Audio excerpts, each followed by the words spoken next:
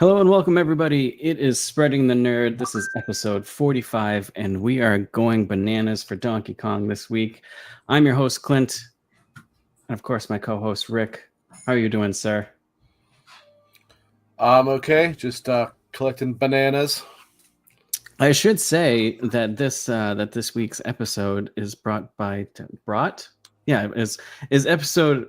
Jesus, I'm going to restart the whole thing. This episode is brought by the letter B, which stands for banana. Oh, you found one! Nice. I found it, but it's down. It's turned down. All right, I'm gonna abuse that. That's way too up. I am gonna abuse the hell out of that now.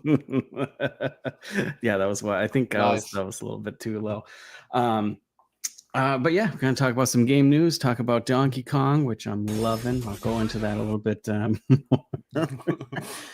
Oh boy, I can see get used to that, folks. I was gonna say I can see that getting overused, but whatever. Oh yeah, that's fine. Yeah. I did have that in earlier, but I didn't want you to see it, and I played it while like the audio was really high, and I almost blew my fucking eardrums out. I was like, all right, that's gotta be a little bit low. So anyways, you're doing well? I'm doing all right. Got through the week. It was a trying week, to say the least. But it felt long. But yesterday we were blessed with Donkey Kong. And the we were the new Cyberpunk update too. So yeah, what a day! What a day!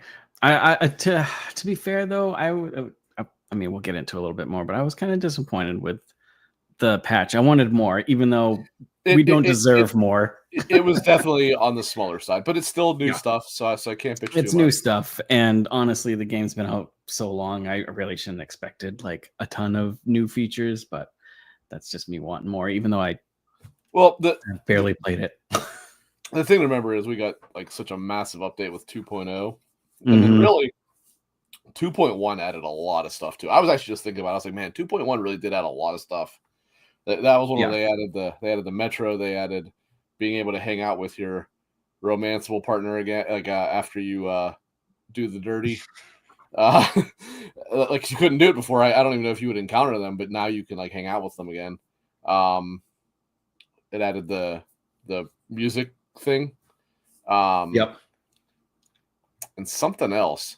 And then 2.2, all they really added was the bunch of photo stuff, and then they added the that twin tone or whatever it's called thing, that crystal code or whatever the hell they call it. Oh yeah. Which one was the subway? Was that wasn't 2.0, was it? It was 2.1. Okay. That's what I'm saying. 2.1 was really quite big. 2.0 was huge because it totally redid the game.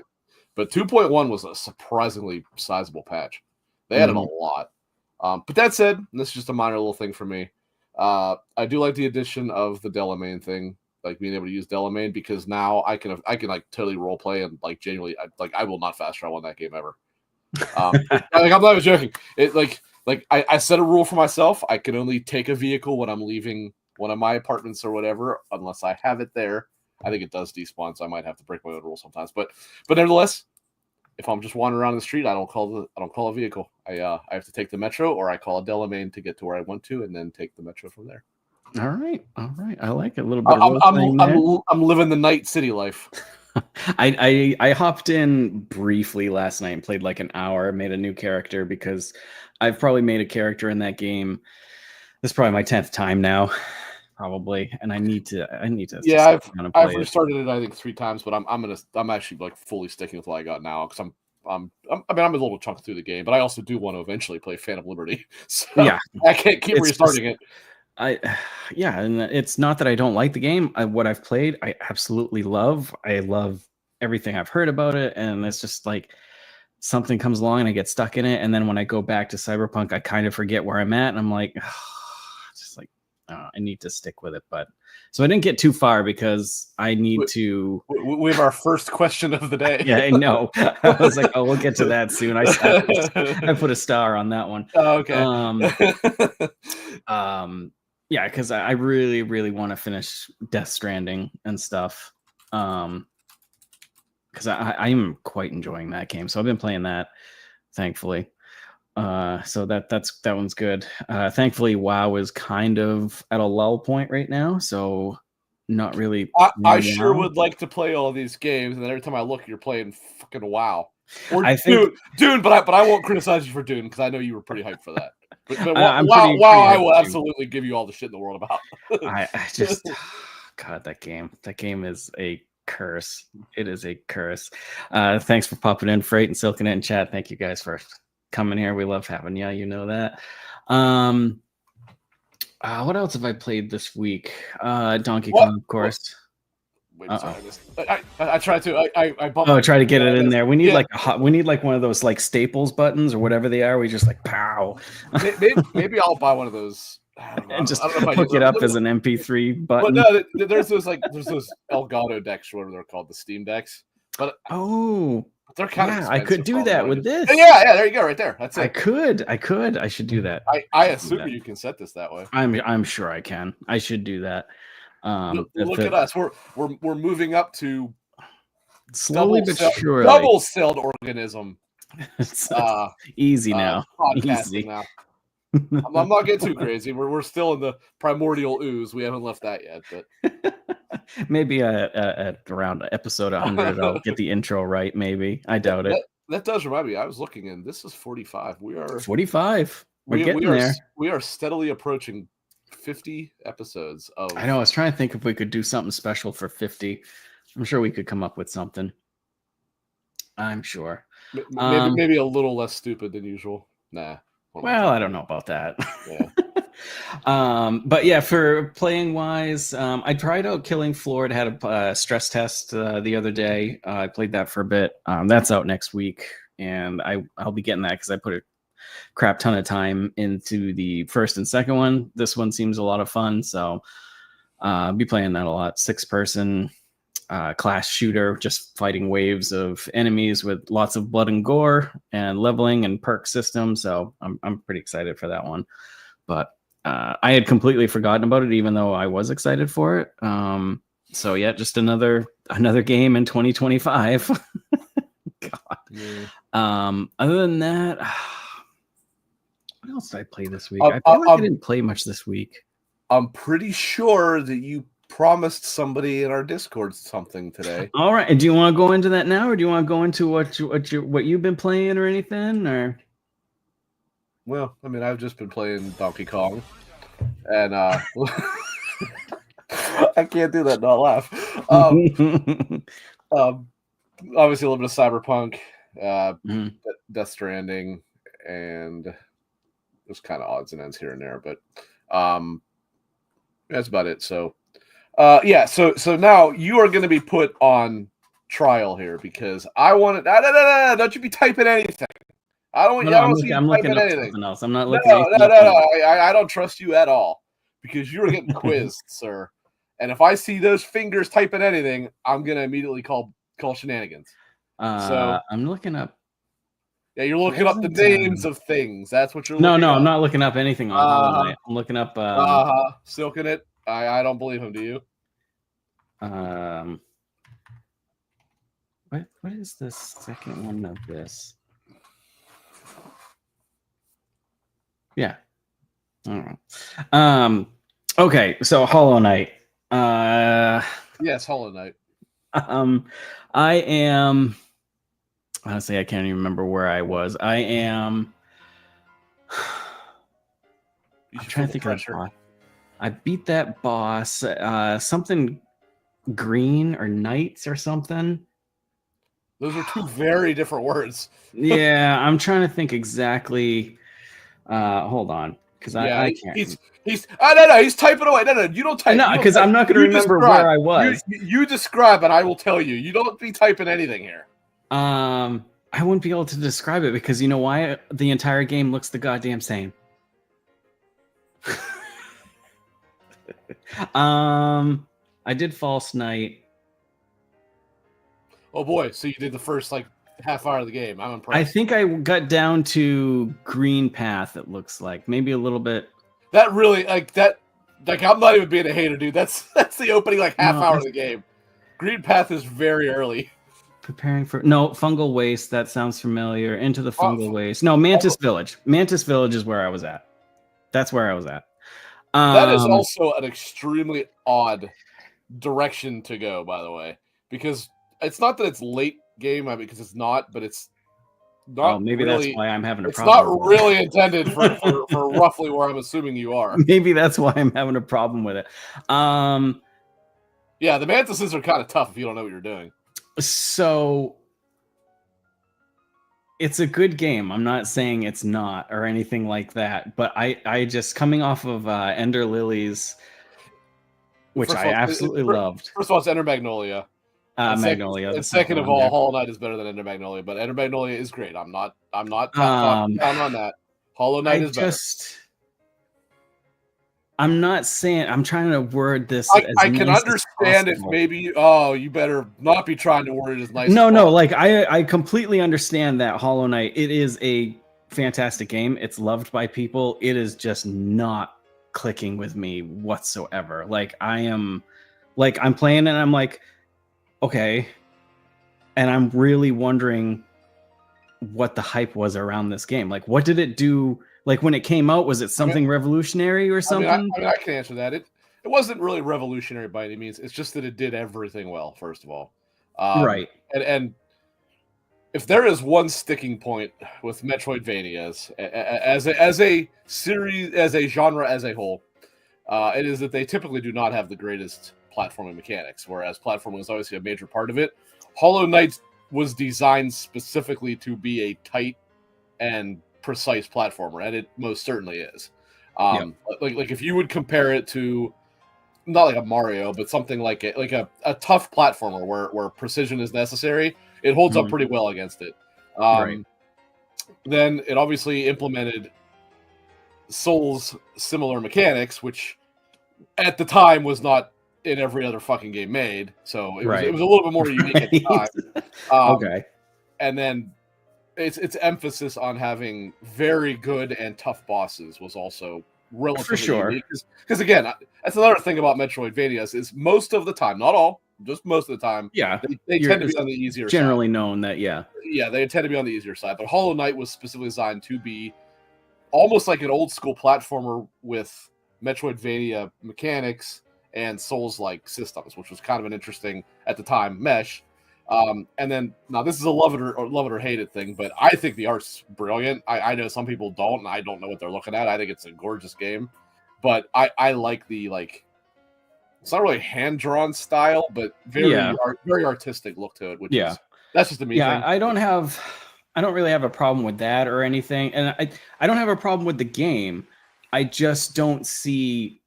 Like, it is a good game. I understand that. I just don't see how, like, when I talk to like yourself and not even yourself, I mean, you like the game and you praise it. I love the game. I obviously run with the meme, but I'm not joking when I say I think it's the best Metroidvania ever made. I firmly do. I think it as good as like Super Metroid and Symphony of Night are. I think it's just a significantly better game in every way. Yeah, I can see that. I just for me, it is just not clicking, and I don't know why. I don't know. I've tried picking it up. I mean, I played it straight for like about 5 hours one day, and then I picked it up here and there. I picked it up, put it down, picked it up. I will say this, and this is not well. So we'll get to what Silken says here in a second. This is not just to drum up the continual, meme of it all. That push on until you at least get to City of Tears. You should, if you're in Fungal Waste.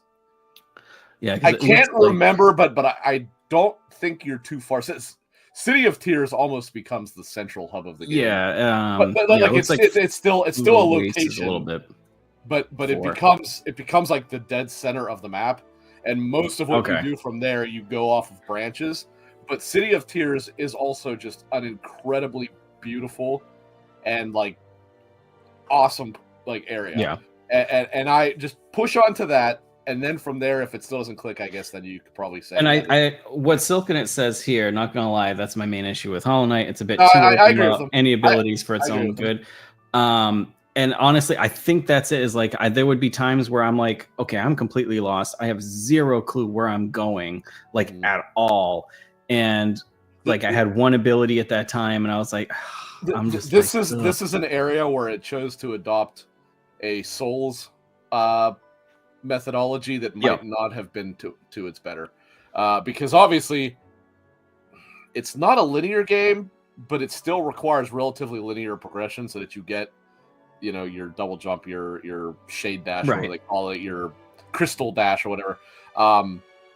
But it does give you or it does function like a Souls-like game where it gives you like the slightest little nugget of information as to where you have to go. And the reality is there's a pretty damn good chance that if you don't have any kind of help, you don't know where that is. Right. And the reality is that, like, again, it's why, like, I wasn't joking when I said it does implement a lot of Souls like design choices, including the way that it tells its story. It tells it in it's not quite as obnoxiously obtuse as Souls games are, but it's pretty obtuse. And the unfortunate part is actually Hollow Knight has really cool lore. But it is tough to piece together, especially because, again, it's a tough game, so you're not exactly pounding through like that. And there is a surprising amount of like upgradable, not abilities necessarily, but your magic attack and your like charms and stuff like that if you, unless you're very, very good at finding that shit, which I really am not, I kind of have to look at help guys tell you where to go, you'll miss a lot of it. And I most definitely did. Like, there's an entire section that I can't remember if you have to go there or not. I don't think you do, but it kind of gives you like almost a background as to what your character is and stuff like that. It's kind of crazy. But so I get that. I definitely understand that's not for everybody. I totally understand that. And I probably will try and pick it up again at some point. It's just I don't know. Yeah, for me, like I'm enjoying my time with it. I am. It's not like I'm having a bad time. It's not like, oh, I can't stand this game. I like it. I find it difficult so I was trying to like understand like why it's like on Steam it's overwhelmingly positive. Everyone loves it. It is a very beloved game. Yeah, I'm like, but it's just I don't get it from that, and I'm wondering if it's because I started it now and not when it came out. The thing to remember is maybe a lot of us didn't start it when it came out because it came out on PC like something like 5 years before it came out on any console. Because it came out in, I don't know if it was early access, but like it was early access, right, for a bit. I don't remember if it was early access, but it was on PC for quite a while. Then it came to Switch, and I want to say it was exclusive, console exclusive to Switch for almost a year. Then it came to PS4, and it might have come to Xbox at the same time. I can't remember, but it was a while. Now Switch is where I played it. But so I want to say by the time it came to Switch, they had already released the God Hand update, which was like their third one. So it had been on PC for quite some time before it ever came to consoles. And then they had, I think, 2 more after that. There was the Nightmare Troop one, and there was something else. Actually, God Hand might have been the last one. So there might have been something between Nightmare and the other ones. But yeah, they had like 3 updates on it by the time it came to Switch. Gotcha. But yeah, I'll pick it up again. It's not, like I said, not a bad game. Hey Todd, thanks for popping in. Todd. But yeah, just I don't know. Like I said, I like it. I don't think it's as high on a pedestal as it should be. But I'm not saying it's bad. But anyways, let's move on to some news before Rick strangles me before I dig myself into an even bigger hole. Let's see. You almost said a prohibited word there, sir. Jesus, Lord, that would have done it. Well, we would have like no listeners. We probably would have been fine. But so one of the top stories this week is that Assassin's Creed live action series is greenlit by Netflix. Let's see. Robert Patino and David Weiner will serve as creators, showrunners, and executive producers. The news comes 8 years after initial reports of a series and 5 years after the confirmation of the Ubisoft? I can't talk today. Ubisoft partnership. You're struggling over there. Jesus, I'm gonna have a heart attack right here. What are your thoughts on this? I hope it doesn't suck. Yep, I think that was the first thing I thought of.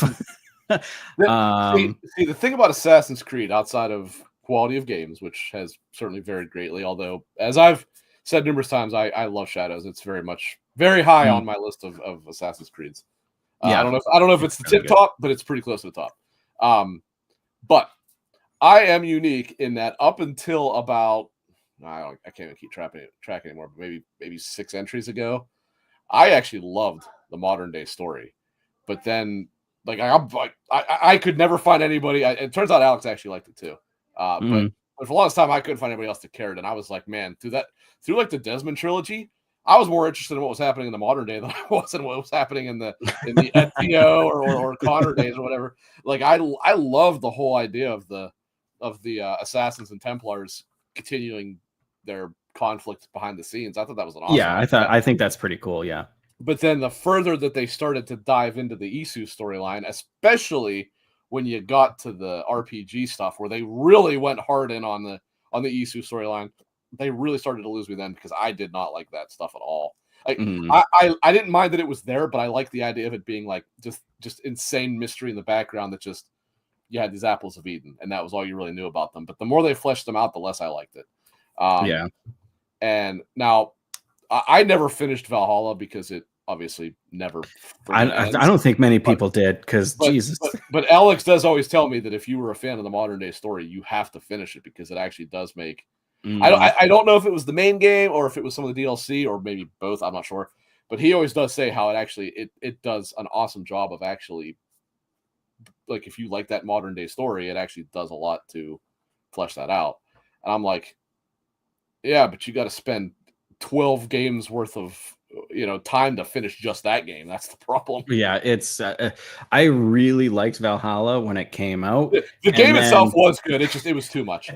And then 60 hours later, I was like, okay. I usually am not of the like, something's too long. The reality was that game was too long. Ridiculous. It really might be the single most bloated single player game ever made. You're probably right, honestly. It's up there. If it's not number one, it's pretty damn close. Yeah. And I mean, other than that, to be clear, Valhalla was an awesome game. It really was. It was. It was. Yeah, it just overstayed its welcome. But it had a massive issue outside of the bloated side that had been an issue since, in my opinion, well, Origins not so much, but Odyssey very, very. My biggest issue with Odyssey was the same as my biggest issue with Valhalla. It didn't feel like an Assassin's Creed game whatsoever.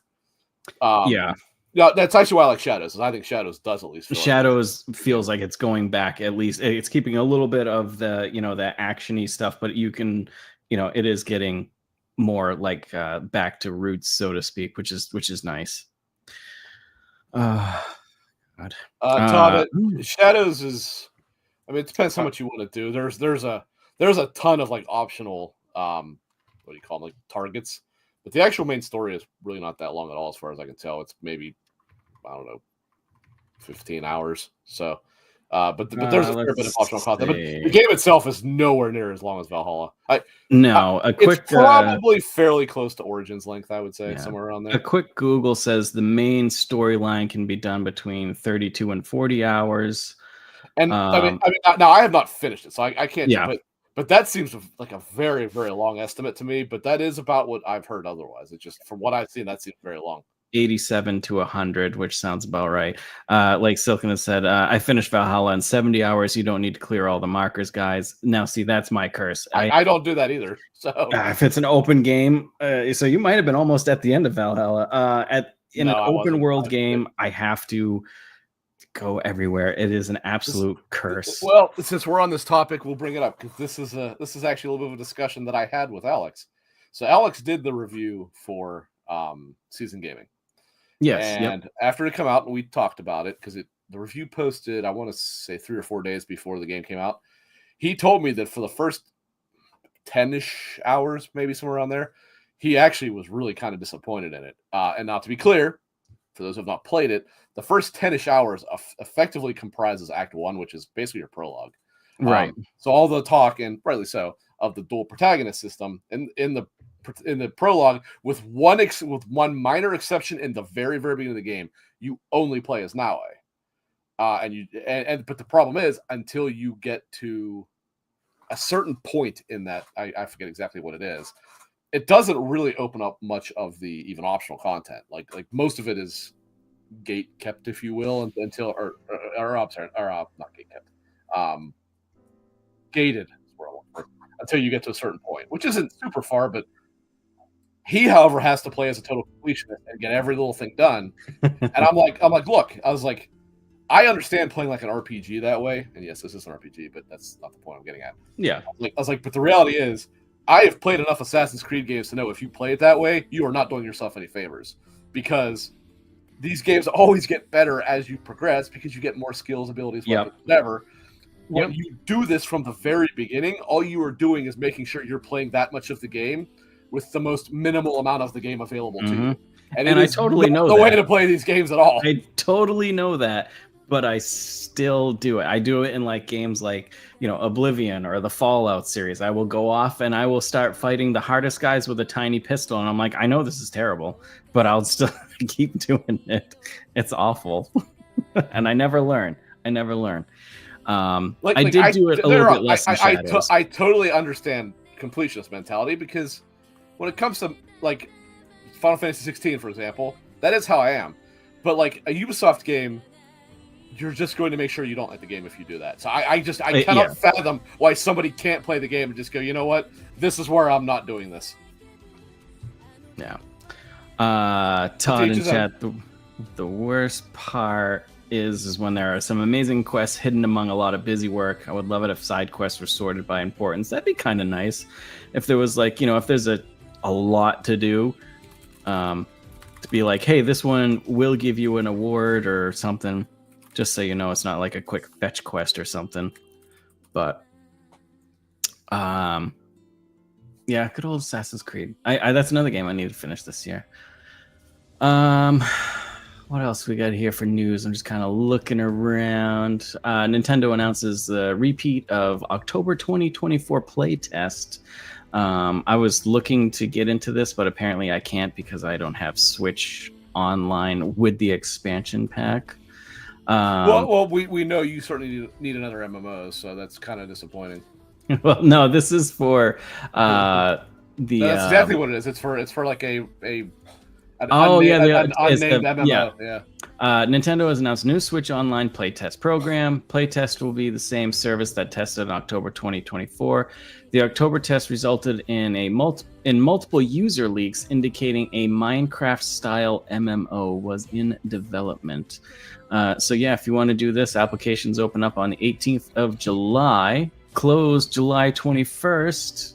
And then the playtest is set to last from the 28th of July all the way until August 10th. They're only accepting 40,000 applications. Todd says I can join his Switch family. I am honored, and send over your 30-digit friend code or whatever it is, and I'll be there. I don't actually know if that's necessary. I think he just needs to add your account to his list of like family members or whatever. Yeah. Todd also said Witcher 3 had some amazing side quests. They were so good. They were like full on great story. Witcher.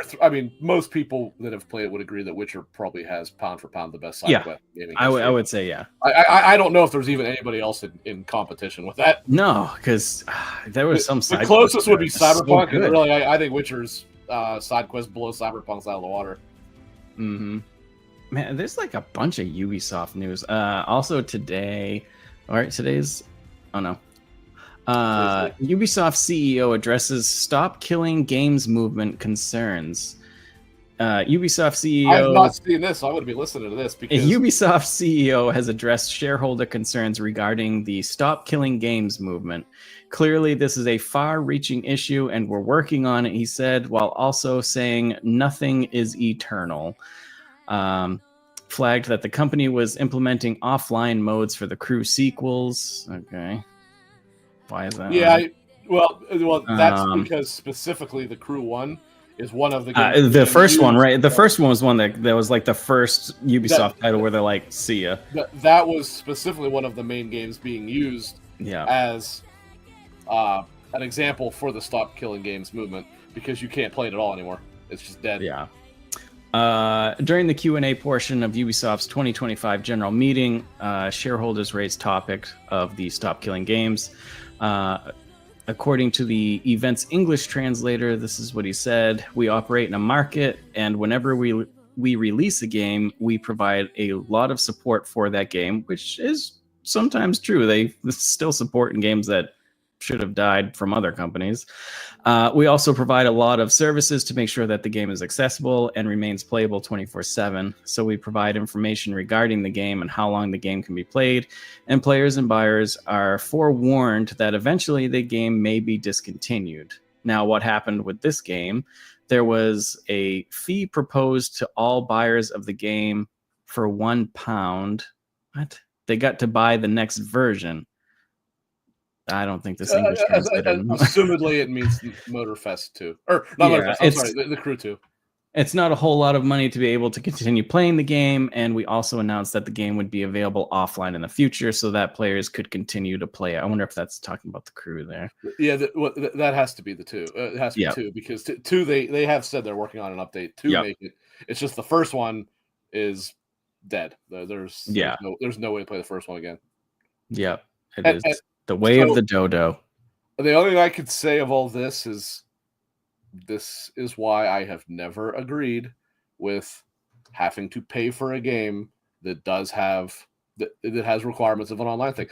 For example, and this goes way back, any MMO where you're also paying a monthly subscription, I can understand why you have to pay for the game. That's absolutely insanity. Like why is that not just included in? Make it that you have to buy $50 worth of monthly service, so whether that's 3 months, 4 months, whatever. But there should not be a cost for the game. That's insanity. Right. Because at that point, I would say, even though it sucks and it's shit, and I'm not a fan of them just taking something offline, so long as you got the months that you paid for, you did get what you paid for. However, the minute you had to buy that game, if they ever take it offline, you do not have what you paid for. Right. Yep. And also, I don't see it on just the site that I'm on now. But you had mentioned right before we started that Ubisoft announced that a Ghost Recon is in the works. Yeah, they didn't announce it per se, but they confirmed it in a shareholder meeting that a first-person Ghost Recon game is. I mean, it's probably in early development if it's in a shareholder meeting. Yeah, but that's good news, because in first person, it tells you that it probably would return to its tactical shooter roots. Yeah, which would be fantastic. I would love to go back to like create, do a squad based type of thing. God, I miss those. Like you said, on PC they were different, but on like the Advanced Warfare on PC was actually a different game than it was on 360 and PS3. Yep. They were first person, and they actually were. It followed the same story, but it actually was like old school Ghost Recon on PC, whereas it was more of an action game on 360. I love both versions, actually. I just if you like tactical RPG, not RPGs, tactical shooters, it's worth having both versions because they're quite different. Huh. Interesting. Yeah, I never played the PC. I didn't have a PC at that point. I was straight console at that point. The other big news was, of course, this week, the layoffs over at Is it Virtuous? Virtuous, right? Yeah. 7%, basically 200 staff in Asia and 70 in Europe. Gotcha. And now a strike is now taking place to protest the layoffs, apparently.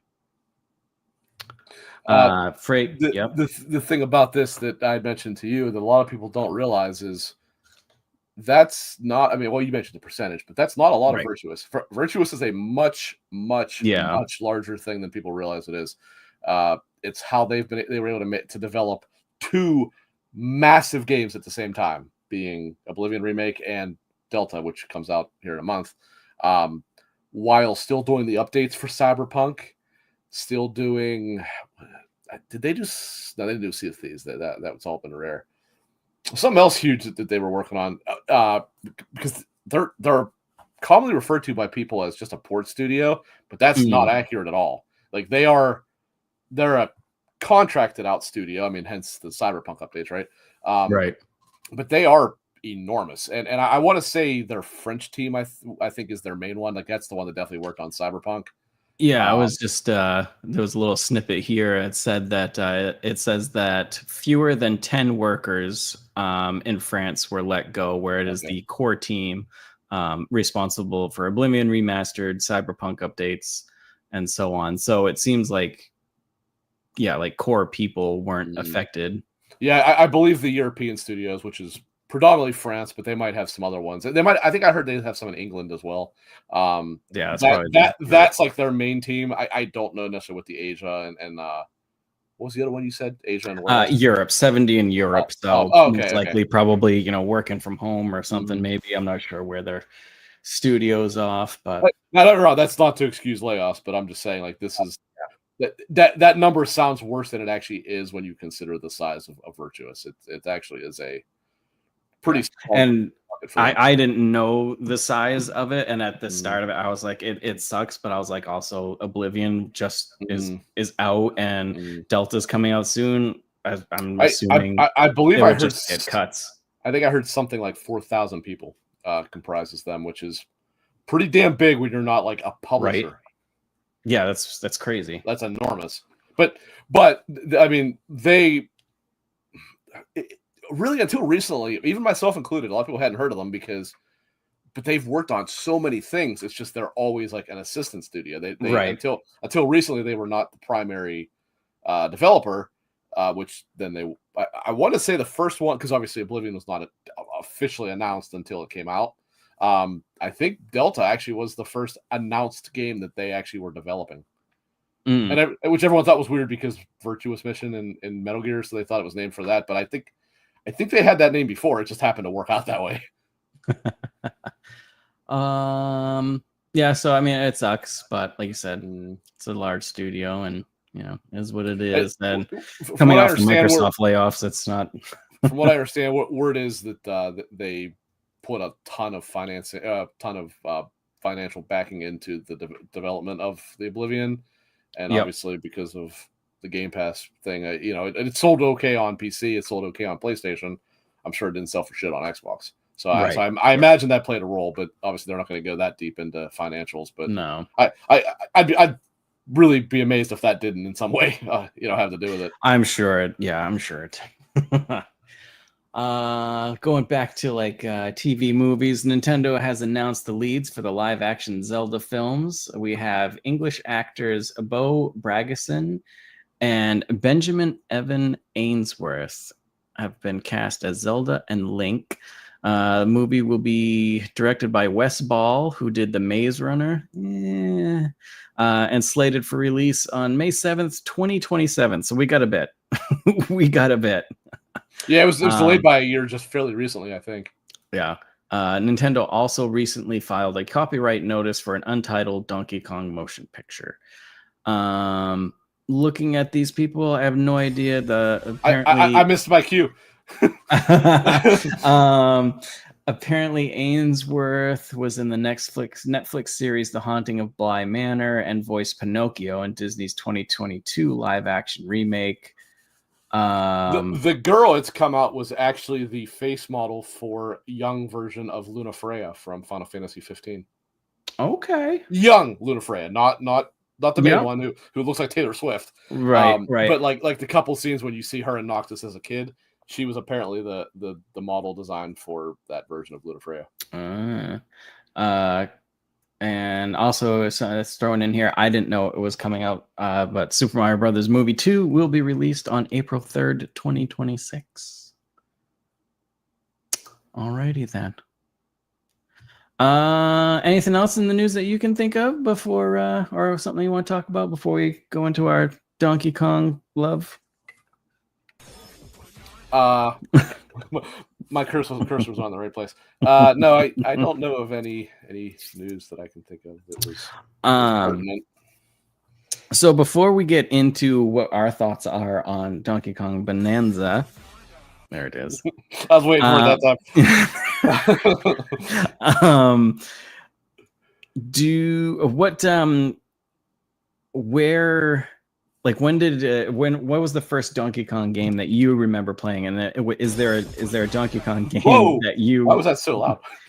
that you really enjoy?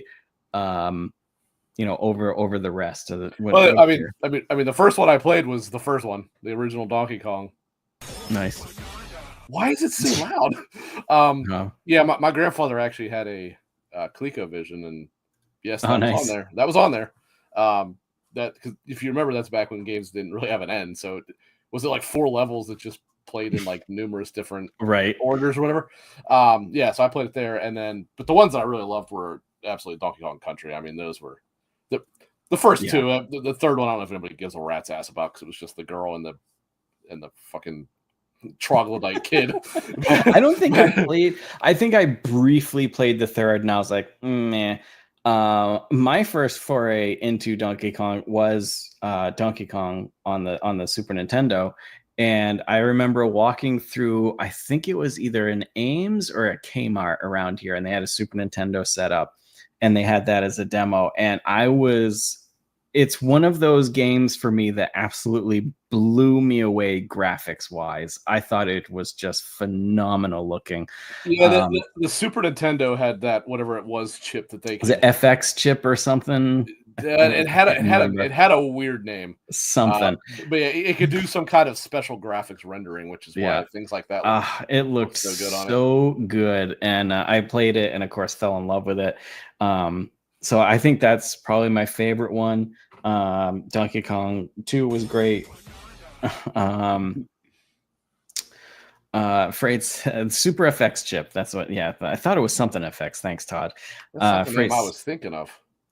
Freight said Donkey Kong Country was at the local McDonald's play place as a kid. Silken, I only ever played bits of Donkey Kong Country 2 at a friend's because I didn't have a SNES. I also did not have a Super Nintendo because I was a cultured Sega kid. You were a Sega kid, right? In retrospective, now actually, I do remember something that my dad always talked to me about. So here's a little bit of lore into my Sonic fanboyism. Kids, get your notepads out. Right.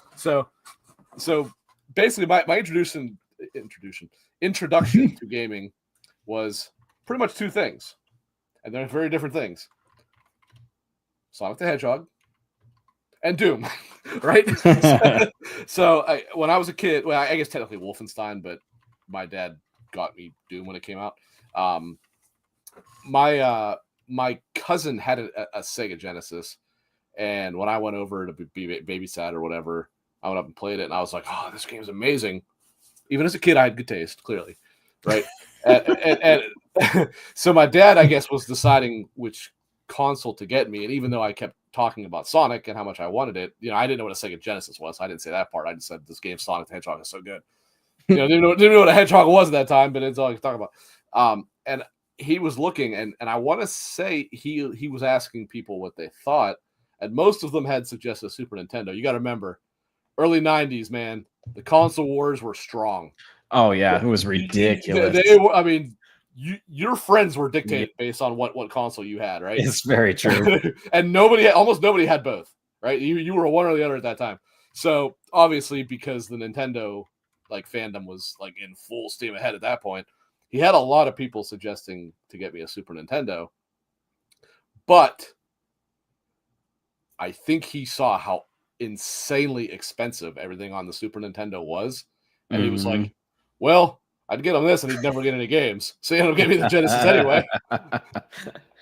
And so pretty much a lifelong Sonic fanboy was born from that. And nice. I could not give up the Nintendo hate until basically the GameCube generation. I was the most anti-Nintendo person ever. And the reality was, I still, even having a GameCube, I was still pretty anti-Nintendo. I just liked Metroid. Yep. It's only recently that I kind of gave it up a little bit, but even when I try to give it up, Nintendo gives you a million reasons to hate them. So, yeah. Yeah. But As much as I'm enjoying the Switch too. Yep. Yeah. No, that's basically what it comes down to. Is I'm like, you know what? The Switch was awesome. I love the Switch. I still hate Nintendo, no matter what anybody says. They are one of my least favorite companies I've ever dealt with. Yeah. Yeah. To kind of go away from DK real quick. Yeah, I always wanted a Sega console. No, where's my cursor? There it is. I always wanted a Sega console, but being in a, I guess poor upbringing, I was lucky I had the Super Nintendo, so that's what we had, and I always wanted a Sega, and I always wanted a Saturn. Never got the Saturn, and my first one was I wanted Dreamcast. a Saturn too, but he got me a PlayStation instead, which at the time I was disappointed. Now, obviously, in retrospect, right? Like, yeah, he obviously made the right call. Yeah. But that said, also looking back, there was never an actual native Sonic game a native exclusive Sonic game on the Saturn. So the reality was, I actually would no shit, really. The only one there ever was they had Sonic R, which I would not have wanted to play that anyway at the time. Yeah, and then they had, I don't remember what it was called. I want to say it's actually pretty rare nowadays, but it was some collection of them. I don't know if they ever brought it west because I don't think I've ever once seen it. But yeah, they never had the next exclusive Sonic game after the Genesis was Sonic Adventure on the Dreamcast. God, I loved Sonic Adventure. God, Sonic Adventure, I love that one. Awesome. So good. Anyways, back to Donkey Kong. Yeah.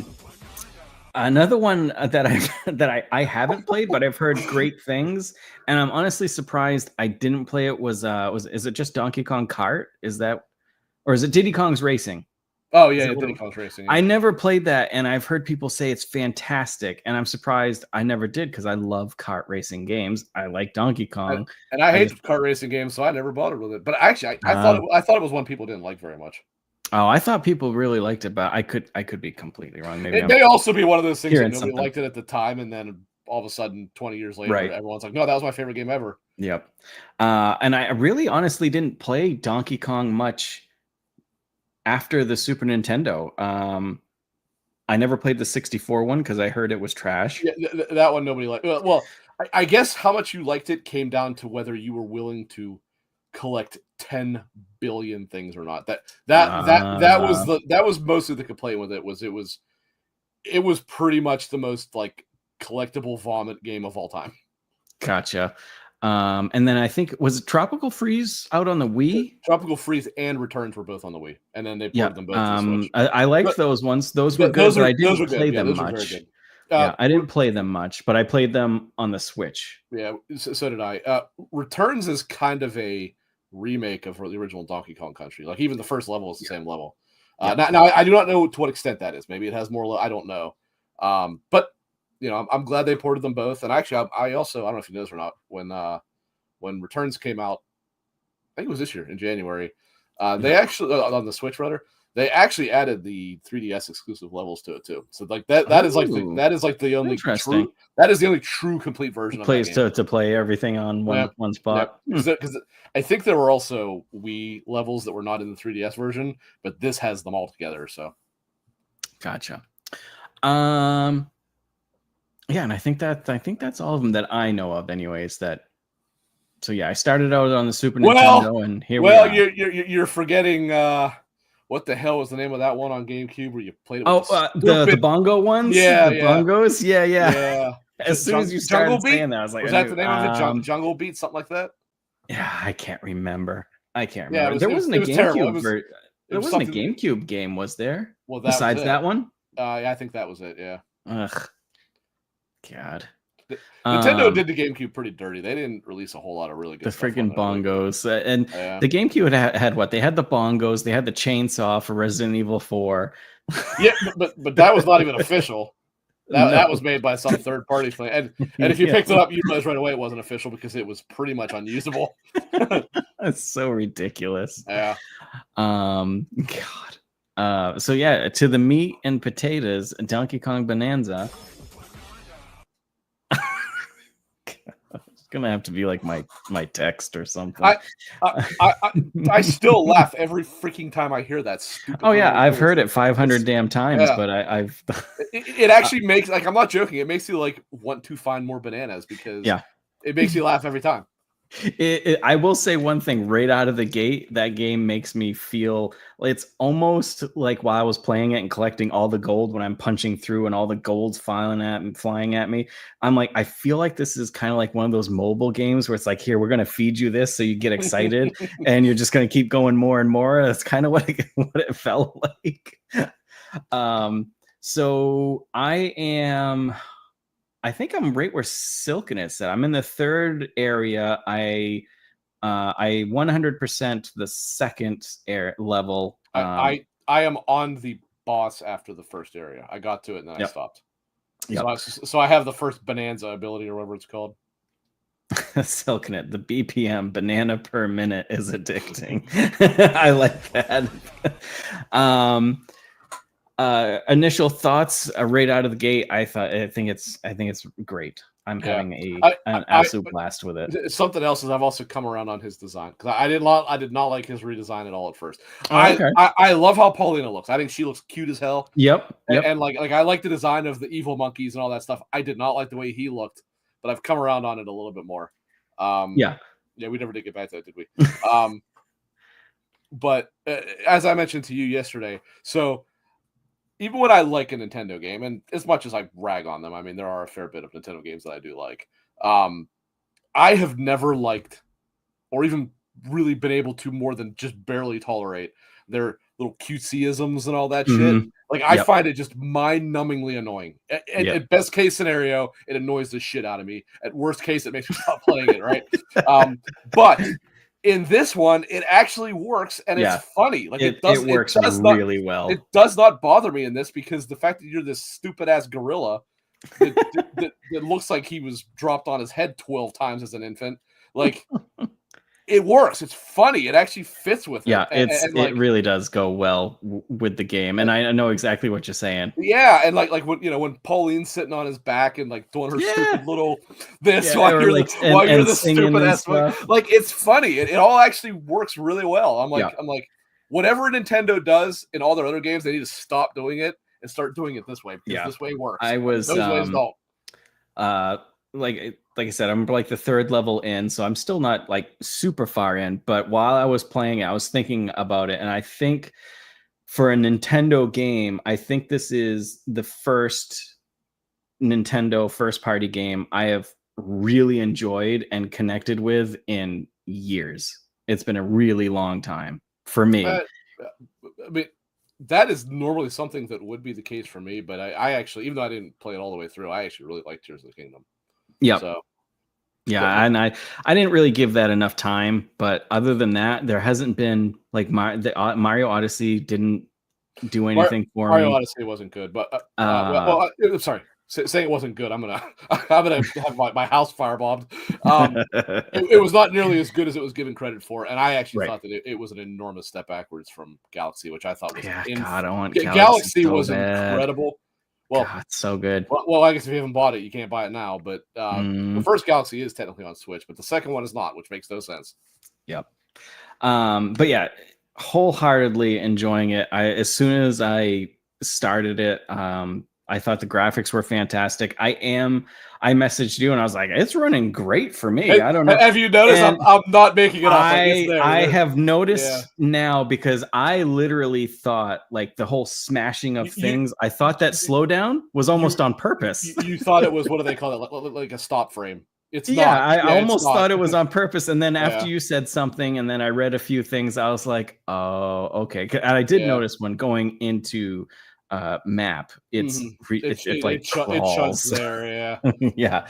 But I'm surprised they didn't use the DLSS NVIDIA option with that.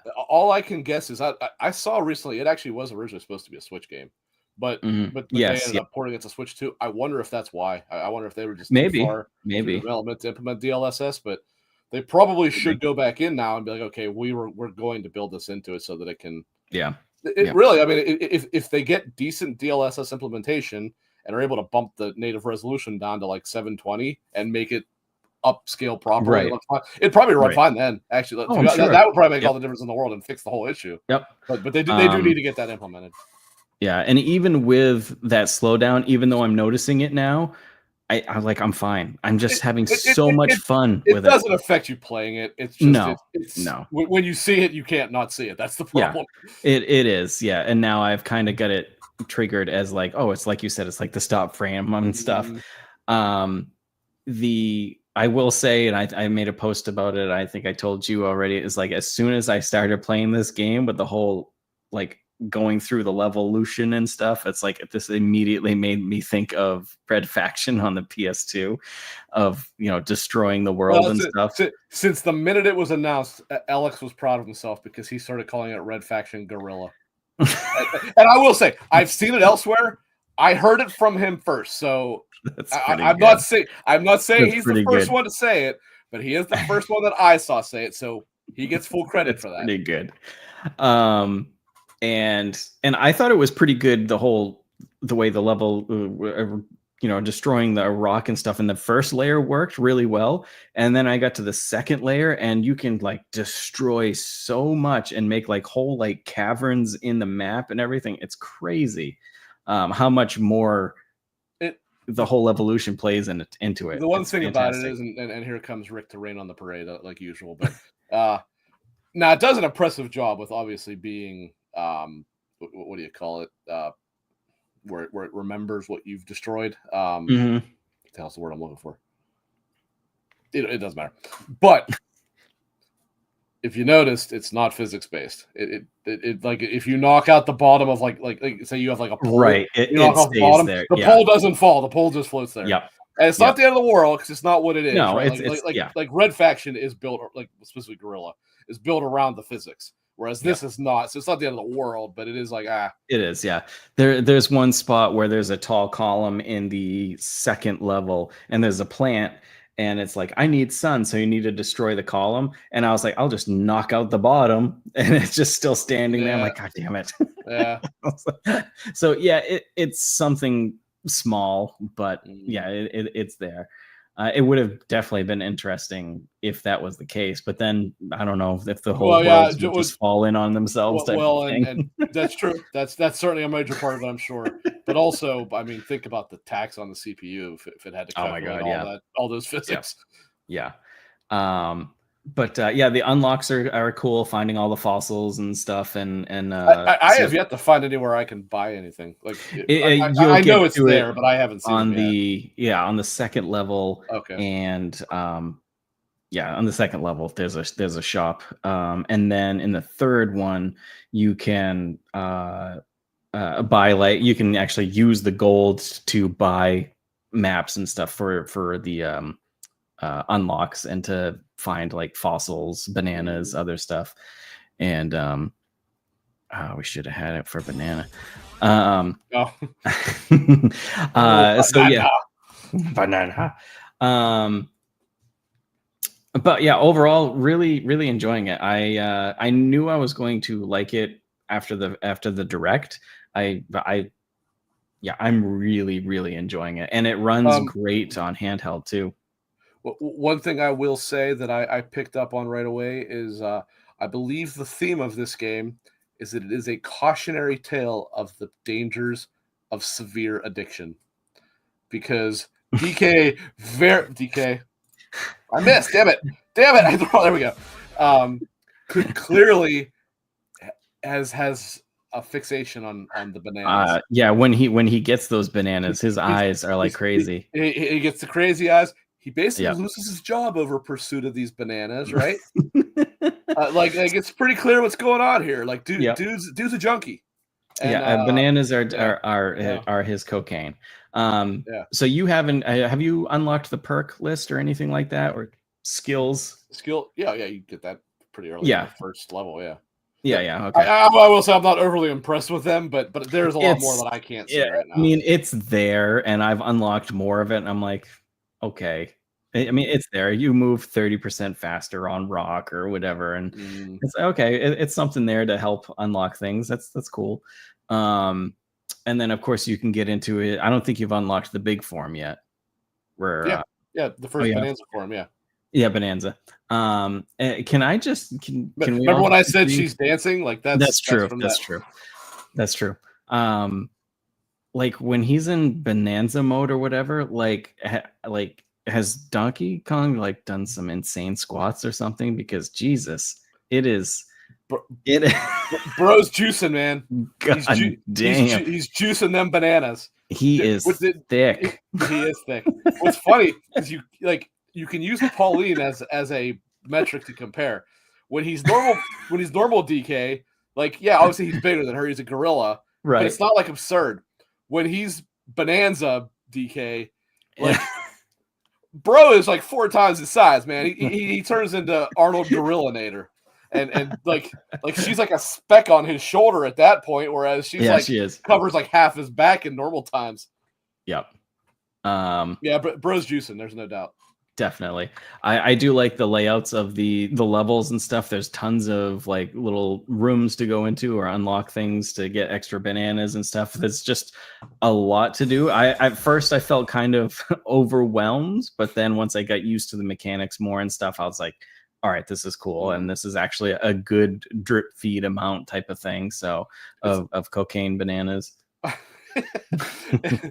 Banana flavored bananas per minute. Yeah. It is a little lacking on the challenge side, but that's okay. Yeah.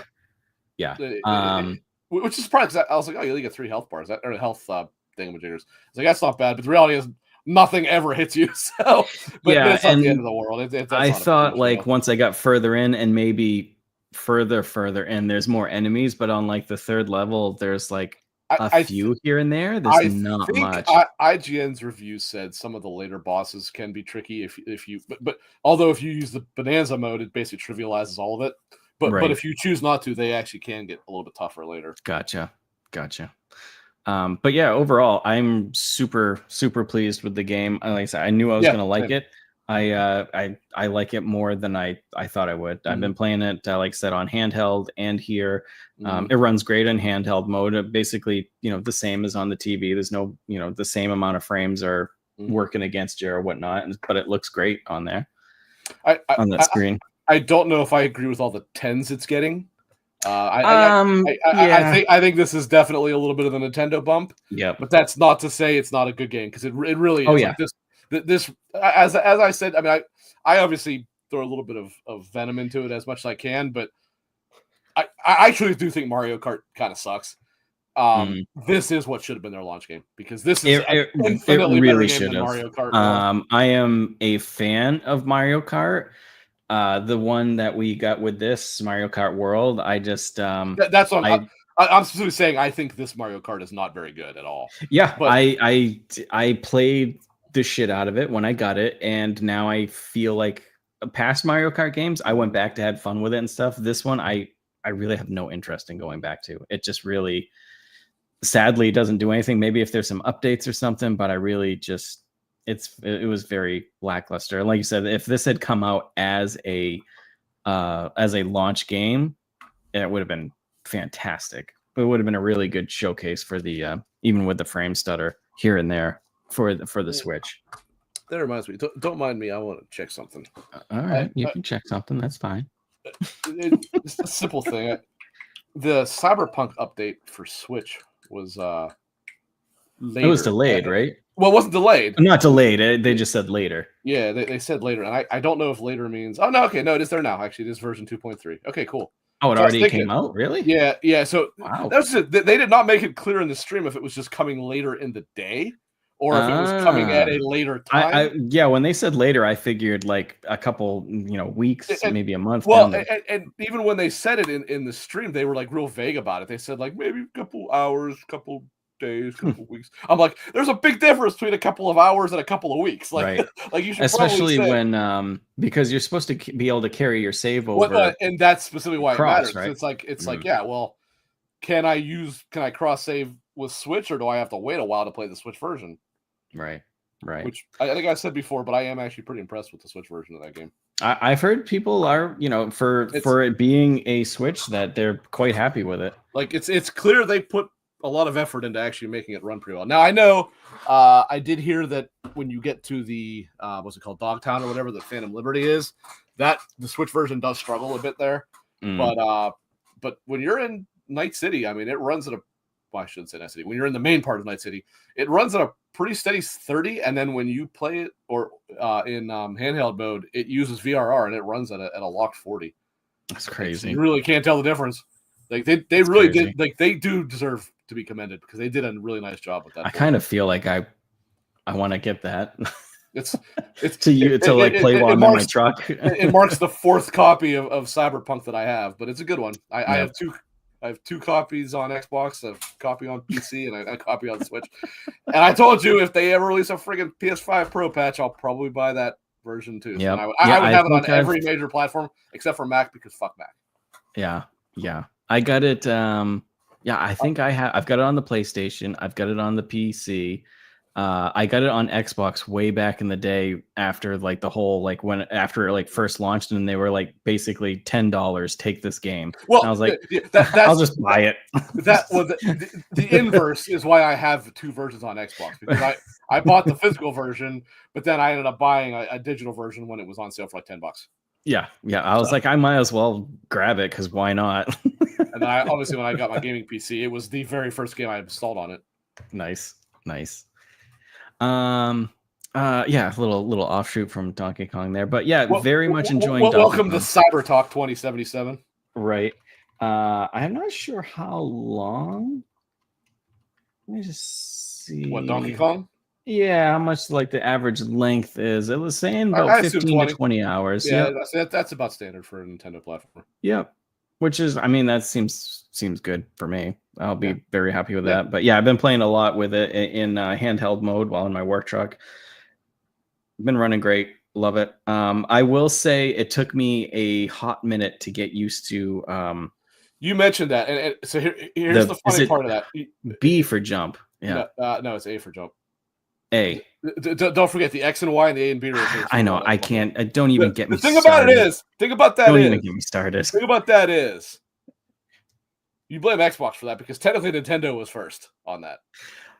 I understand that, but I can't stand. That's where Sony was smart, is they used symbols that were not letters, whereas Xbox used letters, and they used the same freaking letters. And it's not even. Why didn't they just use C, D, E, and F? It would have made it way easier than nobody would have been great. It would have been great. And it's not even the Switch. It goes back all the way to the GameCube of like Nintendo use hit ZL or Z. No. It's right trigger, right bumper. God damn it! It all comes to Nintendo, and there's a lot of criticism. And to be fair, I actually kind of respect this. Their refusal to shed their Japanese-ness. Sony did, right? Like that's true. So again, here we go. A little tangent for you, for those who don't know. So people call on PlayStation. What does everybody call the symbols? X and circle, right? Right. It's circle and cross. It is not an X. It is a cross. It is cross. Yes. And it was done that way until so anybody that played the original Metal Gear, what was the weirdest thing about it as an American? You selected was circle, which nothing ever did that, right? Yep. The reason is because that's how that was designed. They designed it as you circle it because you want it, or you cross it because you don't want because in Japan that's how they did it, with A and B on an old Nintendo controller. But since we're backwards about fucking everything compared to everybody else in the world, they ended up just reversing it and making it that everybody uses cross to select. Nintendo, however, stick with using A, which in their case is the right button, and B as cancel, which in their case is the lower button. But that said, what I wanted to say was you mentioned that you do know there is an option to swap them. I noticed that. That said too, I did it and I was like, yeah, this works. After a while, I was like, you know what? I switched it back and I really had after about 5 minutes, I had no problem getting used to it again. I was complaining about it because I kept pushing. I'm like, God damn it. And then I was like, I was just perusing through the settings and I was like, oh, you can change it. Now this is, mind you, after like 4 hours. I never said it because I assumed you had seen it by the time I was playing it like 3-4 hours. So I switched it to that because I was like, oh, finally. But I had gotten used to it. So then I was screwing myself over again. So now I'm back to just original. Here is a tip for everybody, and nobody wants to hear this, but it's the truth. Because I do this every time. You never, ever, ever, ever, under any circumstances, start a game until you have looked through the options menu. I usually do, and I absolutely, I am not joking. I look through the options. If it's something that has 500 options, yeah, I might skim it pretty quick. Right. But like something like this where it's got like 5 options, I look at every option first to see if there's something I want to set. Yep. Every single time. If I had gone in originally, I definitely would have done that and would have been fine. However, I do understand why it's like that because, you know, up, it's down, straight up, and down, then just straight. So I totally understand it, and it's definitely a me thing. But I was just like one of those. That's pretty much my only complaint with it, and it's not even a complaint. It's because it's more of a you issue than anything else. Yeah, exactly. It's a skill issue. It was weird for me for about 5 minutes, but afterwards I'm like, yeah, this isn't a big deal. And it's also I just kind of naturally rest my thumb on the A button anyway. Then so yeah, you know, since it's one you use most often. It's also just weird for me because honestly, I've probably played my Switch 2 more than I've played my Switch 1. Like, maybe that's a little overstatement, but I barely touched the Switch 1. The only thing I will say is it is a little concerning that they're already running into some performance issues like a month after release. But the Switch 2 is a pretty capable piece of hardware for what it is. Yeah, and I think, like you said, it was supposedly originally going to be on the Switch, and now it's on Switch 2, so maybe that's why they're not doing the DLSS. Mario Kart doesn't use DLSS either. So it's like, does Nintendo... I don't think it does. I thought I read something that it didn't, but maybe. But I'm pretty sure I read something that it didn't. So it's like, is it Nintendo... still new to DLSS because they haven't put anything on PC. So they're just like, oh, let's just take our time with this, and hopefully, I'm pretty sure they said, I know Metroid is using DLSS, so I assume so because it's a pretty good game. Yep. I also want to point out. So now that we got this is going to ruffle some feathers, and I'm fine with that. So now that we got Donkey Kong, not your feathers, somebody else's feathers. Yeah. When Metroid comes out, assuming it's going to be as good as I assume it's going to be, is this Nintendo's best launch year ever? I say yes, because DK is better than Odyssey, and I'll bet you anything, I think Metroid's way better than Breath of the Wild. So I'm going to die on that hill. And you can even have your shitty little Mario Kart and add that into if you want. I don't need to add that, because as far as I'm concerned, that's an anchor to my for me personally, I'm right there with you, because I will, I'll die on this hill. Breath of the Wild was trash. Breath of the Wild is the most overrated game ever made. I will say it is a heck of a launch title. I will give it that. But it 100% did not deserve the accolades it got. It 100% did not deserve a single Game of the Year award from anybody other than a Nintendo-only platform. So for me, I would say that this is definitely the strongest. Like I said, Donkey Kong is one of the what in the longest time that I can remember of a first party Nintendo game that I really enjoy. So granted, I probably missed a few on the Switch because I just really didn't play the Switch much. So maybe there's something on there that I would have enjoyed. I don't think so, or else I would have played it. I actually got to look. I said, because that Kirby game's supposed to be pretty good. I have it.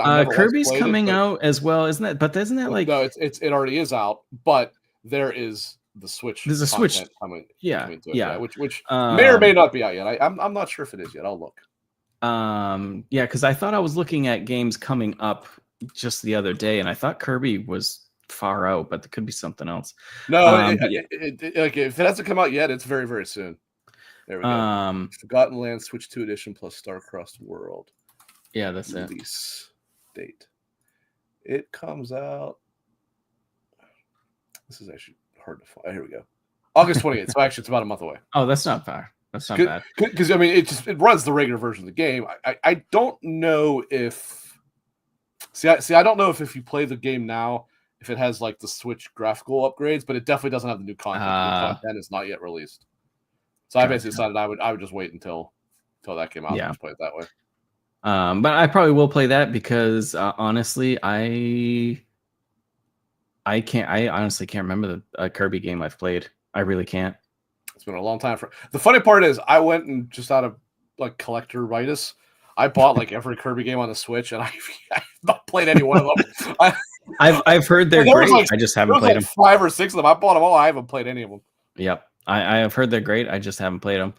And that's another thing. Like I say, Donkey Kong is one of my favorite Nintendo games that I've played in recent memory. I also haven't played many first party Nintendo games just because the Switch just kind of I don't know, just didn't hit for me. Whereas the Switch 2, I'm loving it, and it's just an upgraded model. So it's like I don't know why it's hitting me so well, but we'll see how long that lasts.